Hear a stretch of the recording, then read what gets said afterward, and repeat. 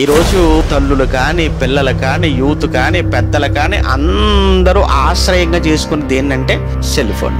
ఏది అడగండి ఒక్క నిమిషం ఆగండి అని ఏమంటే సెల్ తీస్తాడంతే. ఏది అడగండి మీరు చూడండి, ఒక్క నిమిషం ఆగండి గూగుల్ అడుగుతానంటాడు. ఏది అడగండి ఒక్క నిమిషం ఆగండి యూట్యూబ్ లో చూస్తానంటాడు.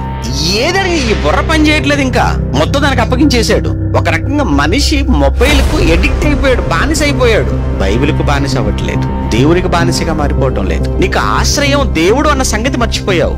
ఈరోజు తల్లిదండ్రులుగా మీరు చేస్తున్న తప్పు ఒకసారి మీరు చూడండి. ఎంత గొప్పగా చెప్తుంటారంటే మళ్ళీ తండ్రులు వచ్చేసి ఏమండి అసలు ఫోన్ ఉంటదిలే కానండి, మాకంటే మా పిల్లకే దాంట్లో బాగా ఆప్షన్స్ బాగా తెలిసింది, మాకు ఏది కావాలని ఆడే చేసి పెడతారండి, ఆడే చూసి పెడతారని అంటున్నాడంటే అది నీ ఎంత సిగ్గుపడాల్సిన సంగతి అండి. అది మనం గర్వపడుతున్నాం కానీ అచ్చయపడుతున్నాం కానీ ఆ విషయంలో మనం సిగ్గుపడాలి. అసలు వాడేంటి, వాడు వయసు ఏంటి, వాడు సెల్ ఆపరేట్ వాడు చేయటం ఏంటండి?